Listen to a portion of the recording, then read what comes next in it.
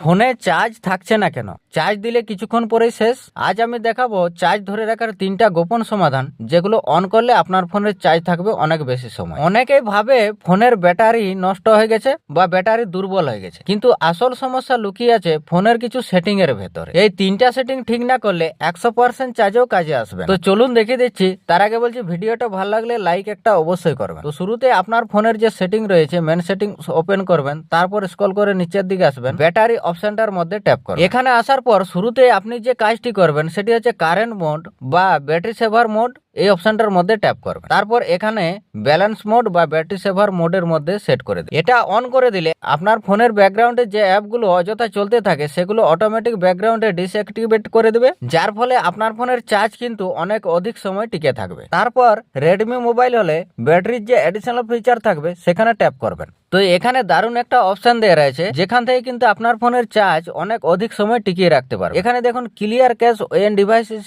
Lock, এই অপশনটার মধ্যে ট্যাপ করবেন। এখানে যদি আপনার নেভারে সেট থাকে তাহলে আপনি এখান থেকে 1 মিনিটের মধ্যে সেট করে দেবেন। এই অপশনটার কাজ কি চলুন দেখিয়ে দিচ্ছি। আপনি এরকম ভাবে প্রত্যেকটা অ্যাপকে মিনিমাইজ করে দেন, এরকম করে ওপেন করেন, তারপর এখান থেকে মিনিমাইজ করে দেন। কিন্তু এই যে মিনিমাইজ করা অ্যাপ্লিকেশন গুলো ব্যাকগ্রাউন্ডে অযথা ব্যাটারি ড্রেন করতে থাকে, আমরা অনেক সময় ভুলে যাই এখান থেকে মিনিমাইজ করা অ্যাপ্লিকেশন গুলো এখান থেকে ক্লিয়ার করে। তো আপনার ফোন যখনই আপনি লক করবেন 1 মিনিট পরে ফোনটির মধ্যে যতগুলো এই যে মিনিমাইজ অ্যাপ্লিকেশন রয়েছে সব অ্যাপ্লিকেশন গুলো এখান থেকে ক্লিয়ার হয়ে যাবে। তাহলে ব্যাকগ্রাউন্ডে চার্জ খাওয়া বন্ধ হয়ে যাবে এবং ফোনের চার্জ আর শেষ হবে না।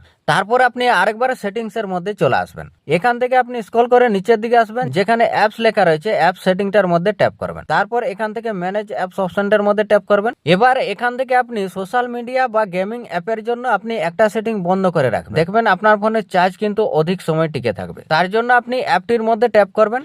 তারপর ডাটা ইউজ অপশনটার মধ্যে ট্যাপ করে আপনি নিচে এই যে ব্যাকগ্রাউন্ড ডেটা অপশনটাকে অফ করে দেবেন। তারপর এখান থেকে ব্যাক আসবেন, ব্যাটারি অপশনটার মধ্যে ট্যাপ করবেন। তারপর এখান থেকে আপনি একটু স্ক্রল করে নিচের দিকে আসবেন, এখানে দেখবেন 4টা অপশন রয়েছে। এখানে যদি আপনার নো রেস্ট্রিক্টেড সেট থাকে আপনি এটিকে ব্যাটারি সেভার রিকমেন্ডেড অপশনটার মধ্যে সেট করে দিন, বা এখান থেকে আপনি নিচে দেখতে পাচ্ছেন রেস্ট্রিক্টেড ব্যাকগ্রাউন্ড অ্যাপস এর মধ্যেও সেট করে রাখতে পারেন। এবার থেকে আপনি যখন অ্যাপ্লিকেশনটি ব্যবহার করবেন তখন কিন্তু চার্জ অনেক কম খাবে। তারপর এখান থেকে ব্যাক চলে আসবেন। তারপর আপনি সেটিংস থেকে লোকেশন অপশনটার মধ্যে ট্যাপ করবেন। তারপর নিচে লোকেশন সার্ভিসের মধ্যে ট্যাপ করবেন। এবার নিচে দেখতে পাচ্ছেন 2টা অপশন রয়েছে, ব্লুটুথ স্ক্যানিং আর ওয়াইফাই স্ক্যানিং। এই অপশনটার মধ্যে ট্যাপ করে আপনি এই যে স্ক্যানিং অপশনটা অফ করে দিবেন। তারপর এখান থেকে ব্যাক করে ব্লুটুথ স্ক্যানিং অপশনটার মধ্যেও ট্যাপ করে আপনি এই স্ক্যানিং অপশনটাকে বন্ধ করে দিবেন। এই অপশন 2টা আপনি প্রয়োজন না হলে কখনোই অন করে রাখবেন না। এই অপশন 2টা হচ্ছে ব্যাটারির বড় শত্রু। তারপর আপনি সেটিং থেকে অ্যাকাউন্ট এন্ড সিং অপশনটার মধ্যে ট্যাপ করবেন। তারপর এখান থেকে অটো সিং ডেটা এই অপশনটাকে অফ করে দেবেন, দিয়ে ওকে করে দেবেন। আপনি কিন্তু এখানে ম্যানুয়ালি স্ক্যান করাতে পারবেন, অযথা ব্যাকগ্রাউন্ডে অটো সিং